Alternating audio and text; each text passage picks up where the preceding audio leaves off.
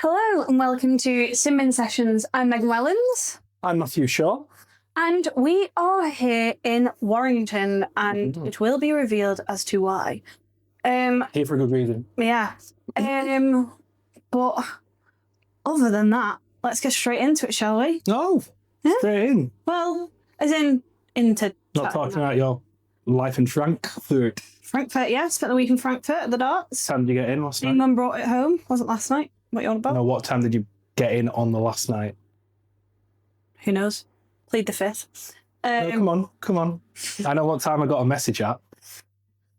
8 a.m. England brought it home. Got to celebrate the end of a tournament. And we only finish work at you've got to put it into context. You only finish work at midnight. By the time you've got somewhere at 1, I suppose.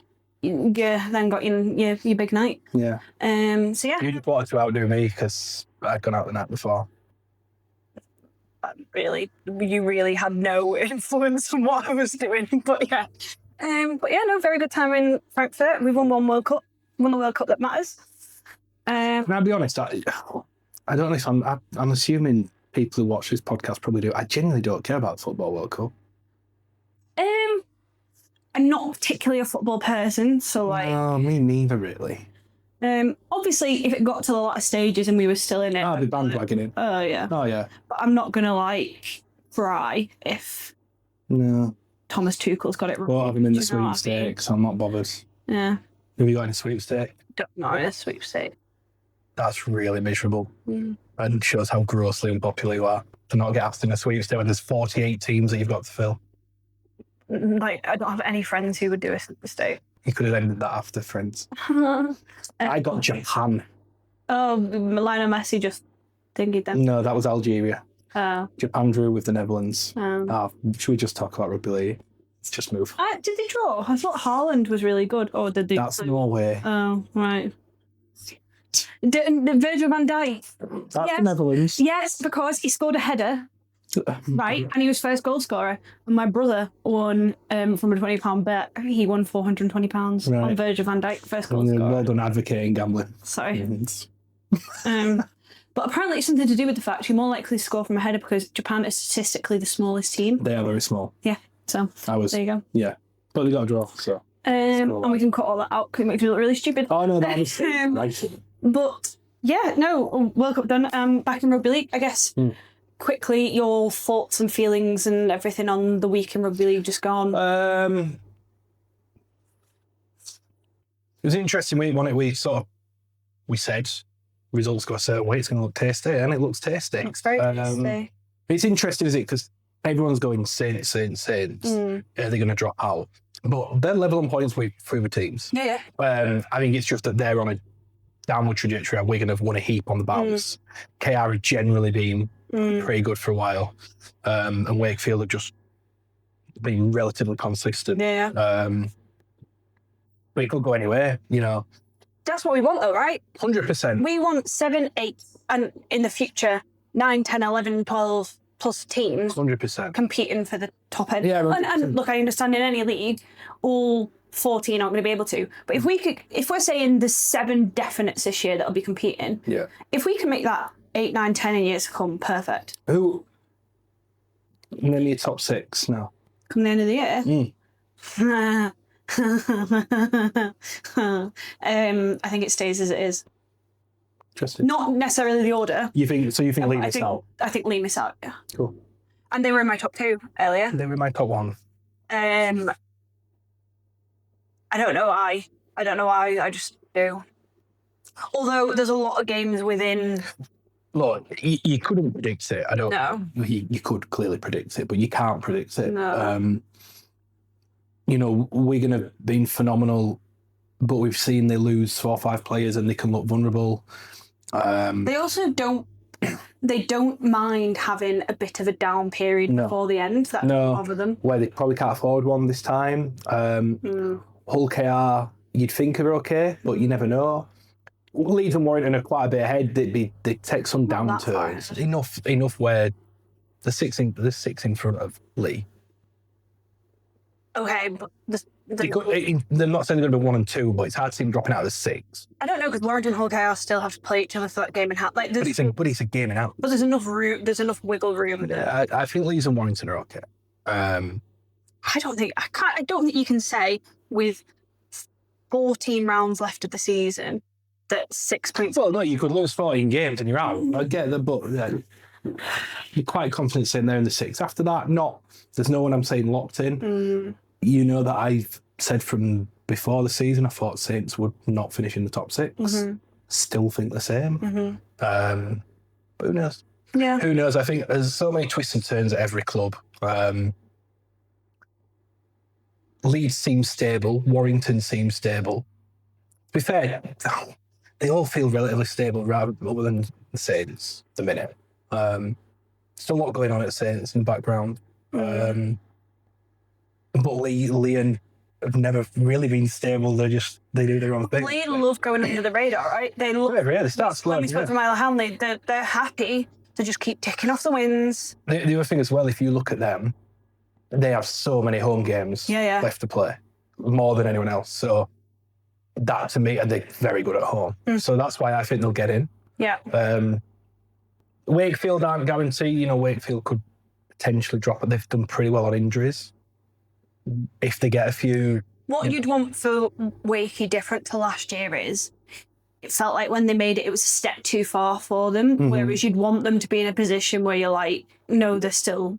It was like they fell over the line into the playoffs. They just haven't... But to actually answer your question, there's nothing really from this week where I've gone, meh. Yeah. Like massive. Well, with that then, should we move into Clubhouse Whispers? And I guess there's only one place to start because we have got the first insight into Brian McDermott's thinking. We have got the England performance squad. We do. I guess first thing is we both went, there was a couple of people that obviously tough to miss out. Yeah. But there was no one in there that we were shocked by. There was no omissions that we were like, that's a huge omission. No. It seems a pretty stable, solid. Yeah. Look, by design, everyone has different opinions on these sort of things, right? And people will point out, why is he not in? Why is he not in? I thought, generally speaking, that's about right. The names that stand out who didn't get in, Josh Shoeless has been playing very well. That's a form thing, isn't it? That's a form thing. I'd still have Jack Wellesby above him, personally. Josh Hughes had a better season, comes back to your whole form, credit in the bank. For me, Jack should be in over Josh Shoeless. At this current moment? Taking everything into account, yeah. Okay. 5 players who were in the Ashes squad weren't in at all. Yeah. Harry Newman, the headline of them. I don't agree with you on that he's a headline of that. I just think because he's a name. I just don't think someone who's been loaned out to Hull FC this season would expect to be in the England. Listen, I'm not saying that I think he should be in either. I think Ash Hanley's ahead of him. Yeah. Herbie Farnworth's ahead of him. Agreed. Jake Wardle's ahead of him. Agreed. The Billy Smith got in. Fair enough. Okay. The one that you could argue is Harry Robertson because Harry Robertson's not had a good season either. I think what they're looking at with Harry Robertson is like 1, utility. Yes. And 2, probably like they just see a diamond in the rough.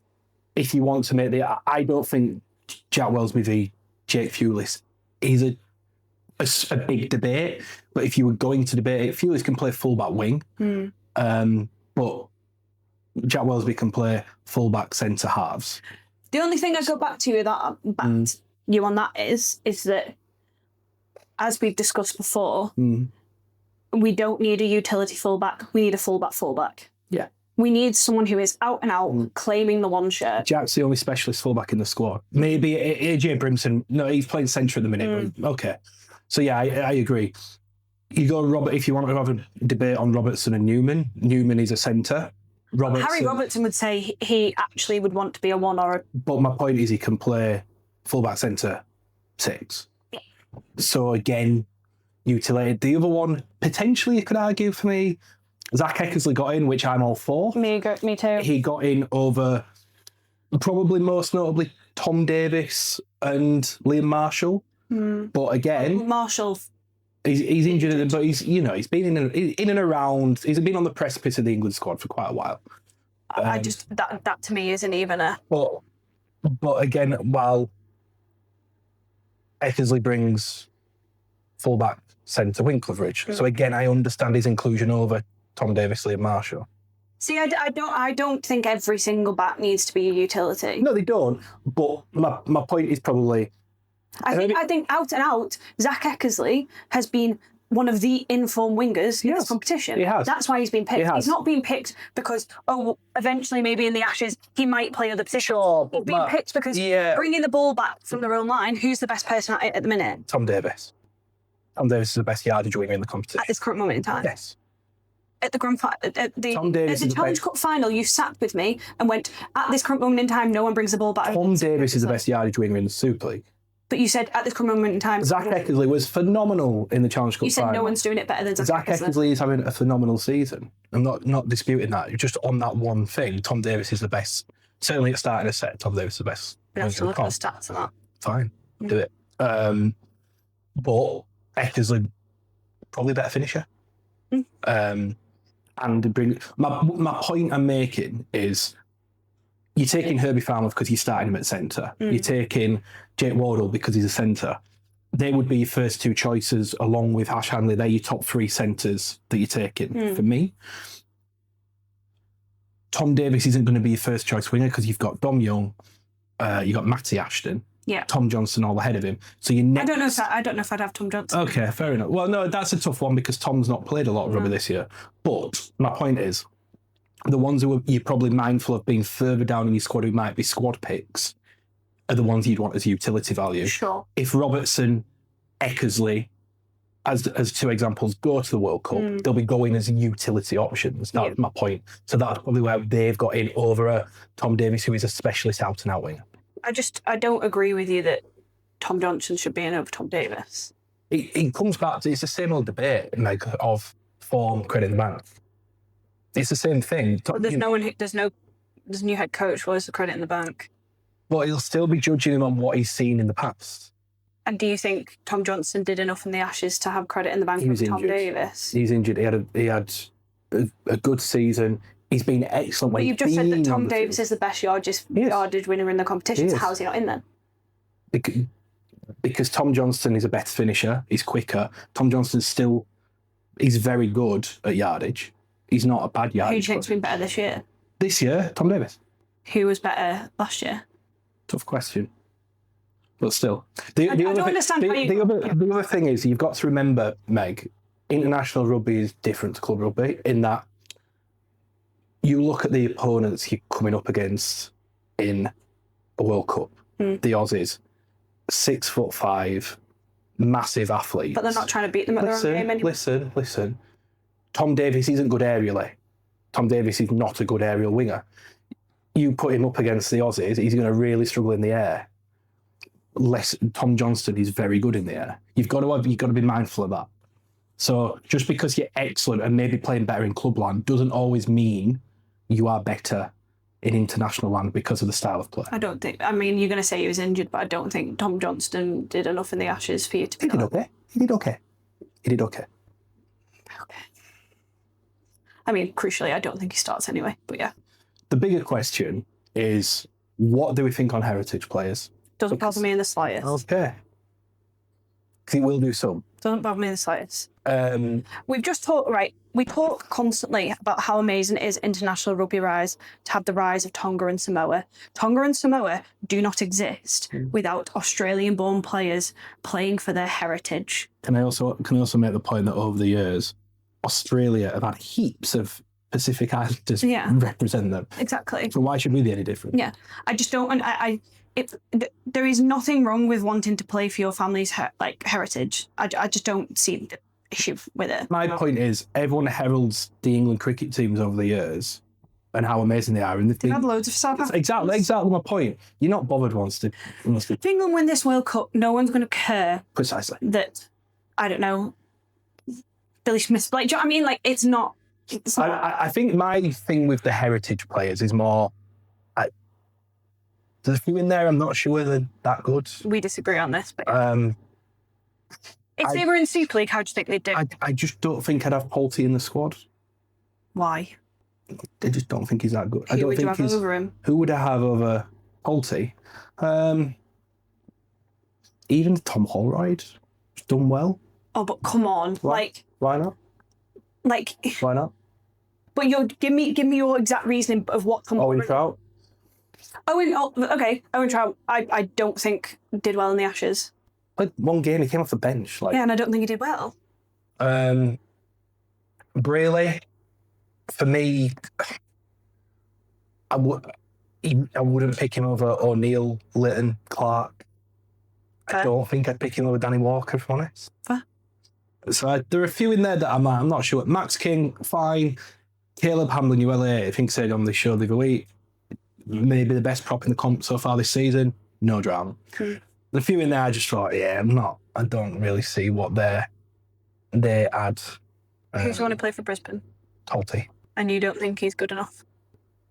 He wouldn't for me be getting in the England World Cup squad. Even though he's just won a NRL Grand Final. Why?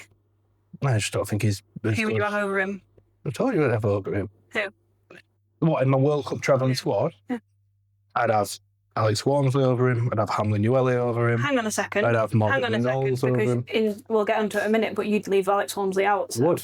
But I'd leave Tolty out as well. Tolty would be the bottom of my prop picks. On the other ones who were in the Ashes performance that didn't get in, I personally don't think there's any names that you can cry about. Hull KR fans are a bit more. Some of our players should still be in there. But look, like Tom Davies, I think you can make a case for. I know I'm saying I wouldn't, but you can make a case for sure. Beyond that, they think Elliott. I don't think Elliott's played as well this year. No. So not when you've got Radley, Knowles, Smithies. Ben Curry's been playing loose and played really well. Not for me. Right, so let's go through it. Okay. You know the 38. And listen, people can play the way into contention, but you'd expect it's going to be that 38. Yeah. Who's in your 24-man squad? What we are going to do here, me and Meg are going to pick our respective squad and then put it down to a vote on who is correct or least wrong. Oh, this is going to be fun, isn't it? What we'll do is we'll go through essentially position by position. Start at fullback, work our way forward. Yes, okay. Starting with fullback. Yeah. I'm taking Brimson and Wellesby. Me too. Stick starts, yeah. Yeah.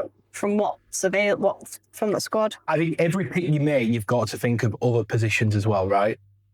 I think. I don't think you do with your starter. This is where we disagree. No, okay. But my point is that whoever you pick as your starter out of Brimson and Wellesby, whoever's not your starter covers other positions as well. Sure. So Brimson and Wellesby are on the plane for me. Okay. Wingers. I've gone Ashton, Eckersley and Young. I've gone Young, Ashton and Johnston. Okay. I've no Zach Eckersley. The reason is, and it's part of the bigger picture again, I can see that Eckersley, A, is playing very well, B, great utility value. I think the squad that I've picked has adequate versatility, utility value in it that I don't need to take Zach Eckersley. Hang on. You said that those who aren't starters have to have utility value, and now you're saying that yours that isn't a starter doesn't have utility value. I can play fullback. That's fucking stretching it, man. I'm okay with that. I get your point, but I think by and large... Tom Johnson can't... No, Tom Johnson win. Right. But he's not your starter. No, but my point is that I've got enough cover at fullback and at centre with my squad that I don't need to take Zach Eckersley. And I think, as a general rule, I'd still take Tom Johnson over Zach Eckersley if I'm picking as a straight shootout. On this year, no, 100% not.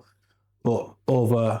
So then, okay. And we're coming back to the thing that you don't do. You are a form person. I'm a credit. I'm lean more towards credit in the bank than you do. That's simply when where you just had an Ashes where they've lost 3-0 due to credit in the bank, I don't get how you can do it. Because you got to remember, Tom Johnson's played excellent when he's played this year. He's just missed too many games.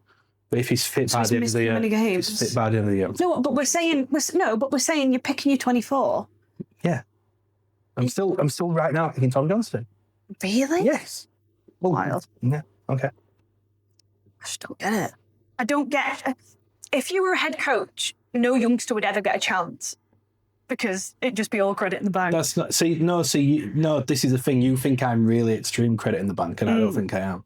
I'm more credit in the bank than you. You would go pure. No, because I've got. You would go purely on who's been the best. No, not because I've got Wells being there. So that's not true. Carry on. Centres. Well, no, because you know I'm right because I've got Wells being there. Farnworth, Smith, Wardle. I can't believe you're not taking Ash Hanley. That's a ridiculous call. Okay. There's Billy Smith don't go for me. Farnworth, Handley, Wardle. Okay. And again, Handley can cover even if he is third pick, he covers win. Okay. There's no way that Ash Hanley don't go. Well, there is. No, there's not. But there is. No, I disagree. You think there's no way Ash Hanley doesn't go? What have you seen in Billy Smith to pick him over Ash Hanley? But what have you seen in Tom Johnson to pick him over Zach Eckersley? I told you. But you've not seen anything. You've not seen. Well, I have. I did. I watched him play Leeds in the Challenge Cup, and he was the best player on the field by a country mile. So one game. Yeah, but he's played well in other games as well, Meg. You're not just picking him on. And Zach Eckersley's played well in every game. He has played very well, but I still think Tom Johnston's level is above Zach Eckersley's. Oh my God. Okay. Halfbacks. This is where I keep moving back and forth. But go on. Well, Connor Lewis Smith. Oh. You said we're picking right now. Jake Connor and George Williams, definitely. Okay. Definitely. I don't. At the minute, Harry or Mikey.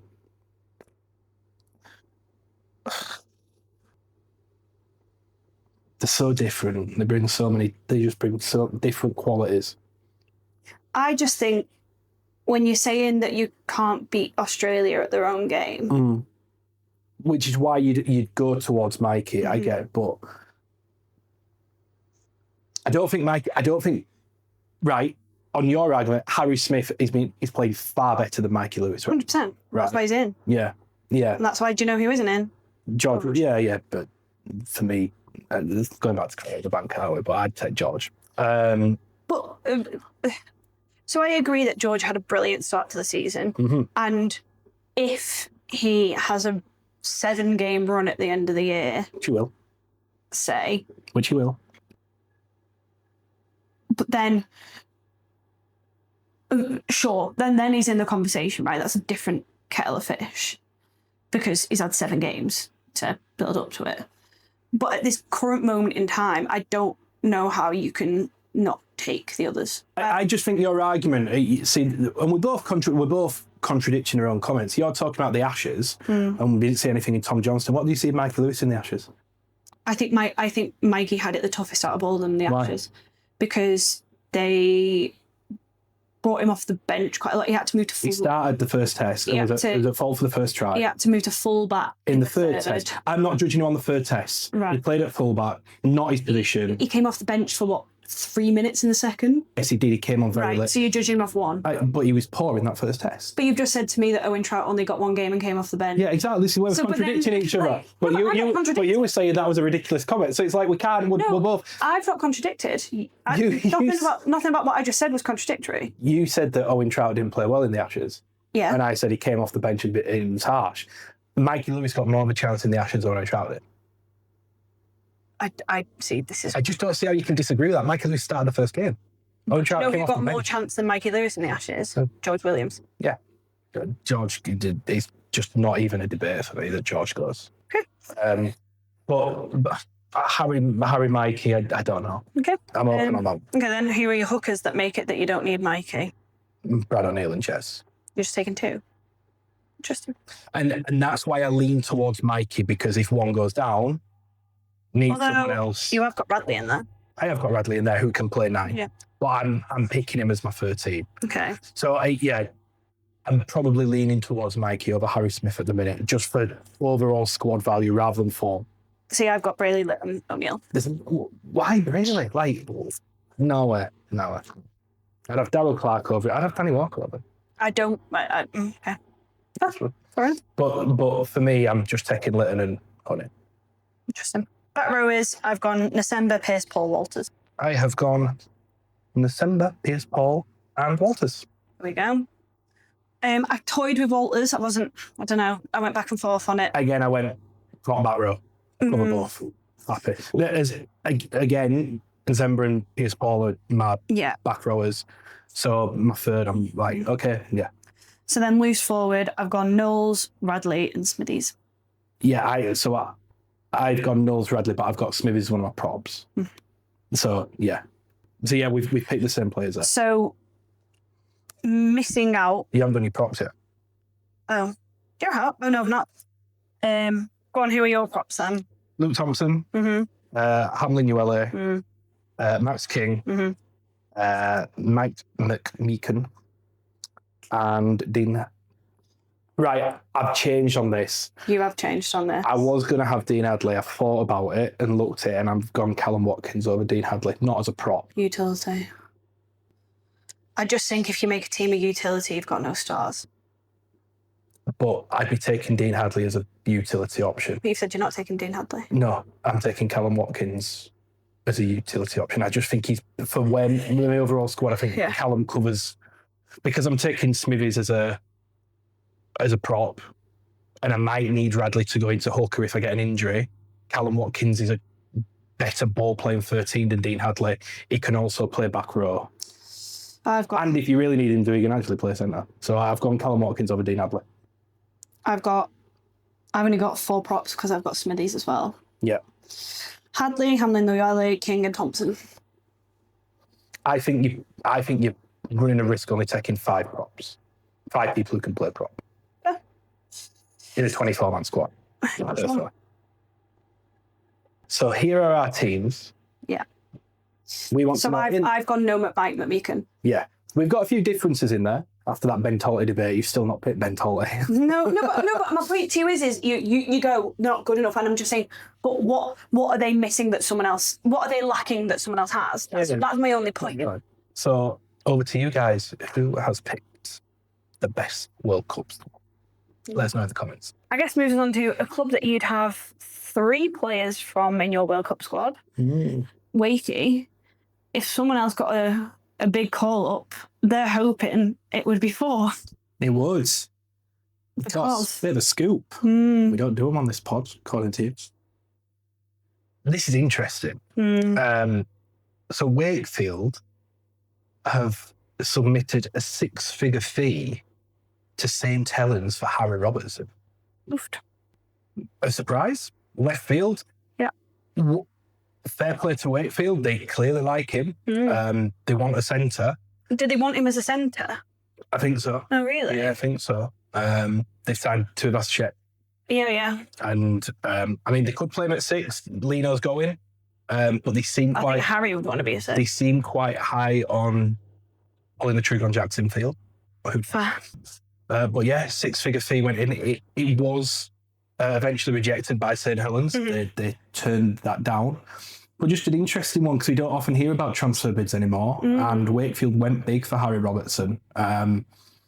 He's clearly a talent. Yeah. I don't think he's had his best season, I said earlier. He's not been quite as good as he was last year. But he's world-class potential. Yeah. And a very good player already. Shows where Wakey want to be as well. It does, they've signed Tuvascek, they're after Vunivalu, signed Emre Gula.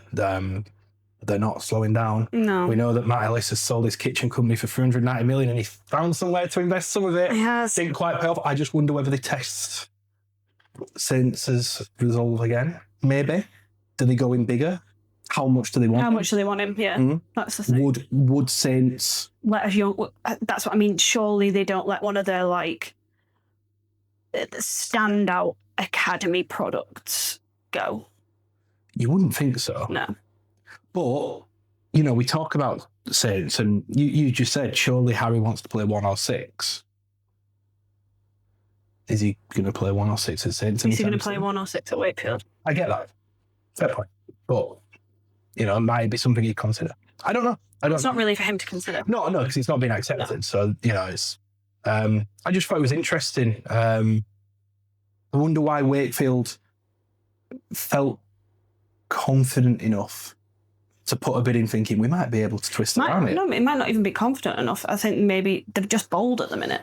Yeah. I think they're just bold. Well, they are, you know, they want Vegas. And they're going after what they want. Players, yeah. Yeah, So, fair play. Yeah. It smacks of the attitude Hull KR had when Willie Peters started. They knew what they want. They went and got it. They went and did it, you know, off the field as well with Amsterdam and Vegas themselves. Wakefield strike me a bit like Hull KR at the minute. Don't know, I just wonder whether the story's over. It is over. They rejected it. Yeah, no, but they might. Did they put a second bid in? That's what I mean. Who knows? I don't know. I just thought it was an interesting story. Would have been more interesting if they hadn't have rejected it by the time we went to record this, because that would have made it more interesting. But they have rejected it, and we're not going to lie to you and make out that it's something that's not. They have rejected it. Making moves, making waves. Wakey are making moves. Wakey, shaking, shaky, wakey. It's terrible. Something like that. Anyway, I guess the final one we should touch on is, because we're here at Warrington, is Sam Burgess. Sounds like he's staying, which I think is the correct call. Yes. If you'd have asked me 2 months ago, I'd have been still jury out. But I think, I think he's growing into it. Yeah. He's struck a nice balance this year. Yeah. Got the players on side. I'm not sure the players were ever offside, to be honest, but I think clearly culturally there were things wrong at Warrington last year that they've rectified. Really fixed, yeah. That, funnily enough, when you find out what we are doing here, you will get a lot more insight into that. I've said it a million times. The biggest credit I'll give Sam Burgess is his willingness to play the youth. You know, to have the balls to go, I'm just going to play Hayes and Irwin against Saints. Right, can I put a question to you? So say they stick with Hayes and Irwin now. They both get injury-free runs. They're absolutely cooking. And they have Warrington into the playoffs. And George Williams is coming back. What do you do? Great question. Well, you play George. Really? Yeah, you have to do. You think if they've absolutely cooked and they get them... What I would say is, I know they're still winning games, but Warrington were noticeably better before George Williams got injured. Sure, but I think if you're still winning games when you've got an 18-year-old learning at the helm, then... I get it. And I'm saying 14 rounds later... Interesting conversation, because obviously at the minute, Mark Sneed's not getting a gig because to back it. So how do you pull George back in and say to Mark, sorry, because George is leaving as well. It's not like, well, we don't know that Mark Sneed's leaving for certain, but you'd think he is. That would be a tough conversation to have for Sam. That's the joys of being a head coach. It's a tough call. It's not just a tough conversation. It's a tough call. For sure. But I find it very difficult to see a world where George Williams don't get back in the side when he's fit. We'll see. Being honest. We'll see. But back on Sam. Right call. Got a decision to make on a few players. The assistant with Steve McNamara, there's that in the background. So they've said they've got a target, something. They've got things to work on. But by and large, I think they're in a pretty good spot. I feel like they're making calls not only coaching team-wise, but player-wise and academy-wise that is of a club that will win trophies. Does that make sense? Yeah. Like, Warrington probably pre-Sam, even the Sam call at first, I was like, come on, man. But, like, they used to just go for the quick star moments, the quick fixes, and they've realised... Yeah. Whereas they've realised that actually your starring moments come from bringing an Irwin through. You make them stars. Yeah. Rather than bring create the stars rather than bring stars, because when you bring stars, they usually fade out quite quickly. Oh, that was a nice analogy. Thank you. From the philosopher. Yeah. Whereas if you grow your own... Building. They've done a great job. No captain's challenge this week because we can stay on the England theme. Okay. And you're going to have to try and do really well here because I don't know if you remember when you tested me on the top 10 Super League appearance holders. I remember that. I actually did quite well. You did very well. Now yours is a bit easier. Oh. You're going to give me the top 5 all-time England appearance makers, but there are 6 of them because 2 have same amount. So it's a top 6. It's not really though. Definitely is. Well, top 6 then. Right, just to clarify. Just England. Okay. So I need to think more modern. Sam Tompkins. He is number 5 with 35 caps. Chris Hill. He is number 3. Well, 2 with 38 caps. I'm assuming Ryan Hall's in there. He is joint top with 45 caps. 45? Who's got 45? See, I want to go James Graham, but a lot of his were Great Britain. I'll go James Graham. He is joint top with 45 caps. Right. So you've got joint top, 2, and 4. So you need 3 and 5. That's right. Alan Watkins? Nope.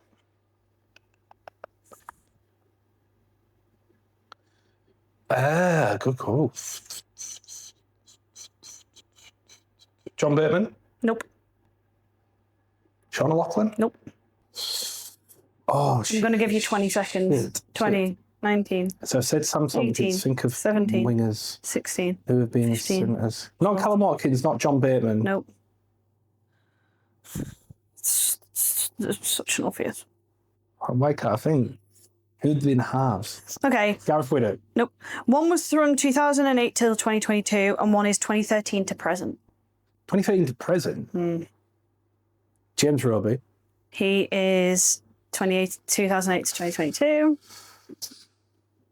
And this one's still present now. Well, wasn't in the performance squad. On Burgess. There you go. So yeah, they're your top England stars. I did all right. None of whom are currently going to play.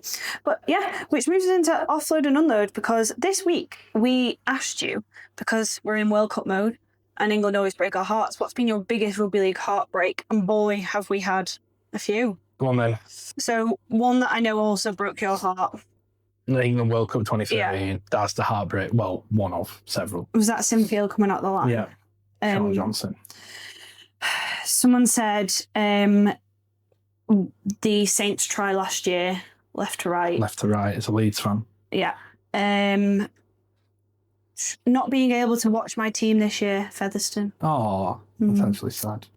Yeah, we've had a lot of Sinfield in that World Cup semi. That's the worst. Someone said Manfredi retiring. I like that. Well played on Manfredi, Yeah. by the way. Someone's just put the picture of Lachlan Lamb's drop goal. That must be a whole chaos. And someone said relegated in 2016, but someone said best thing that ever happened to us. Whole chaos. So there are Which it was, 100%. Yeah. Moving over to some others. Someone said Jack Wellesby 2020. I can see that one. Yeah. Someone said I'm a Wire fan, so there's something every year. General heartbreak. Yeah. Grand final defeat 2017. For gas. Yeah. 10th of November 1990, Great Britain versus Australia, Old Trafford, 10 minutes away from winning the Ashes, then Mal Meninga heartbreak. Mal Meninga. Someone put you could write a Gordon Ramsay menu with wires. You literally was. That crossbar at Swinton. I'm going to have to figure out what that is. I don't know what that one is. Honestly, the top one is the 2013 World Cup. So the amount of comments of that. What's your biggest rugby league heartbreak?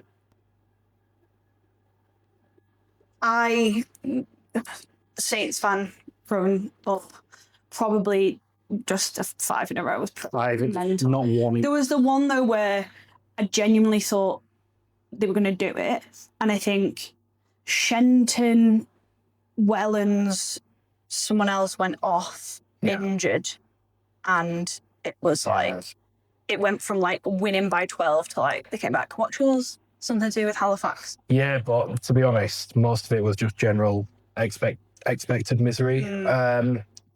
Probably 2 games stand out. They lost in the 2009 Challenge Cup early rounds to Cass on Golden Point, it was an unbelievable game.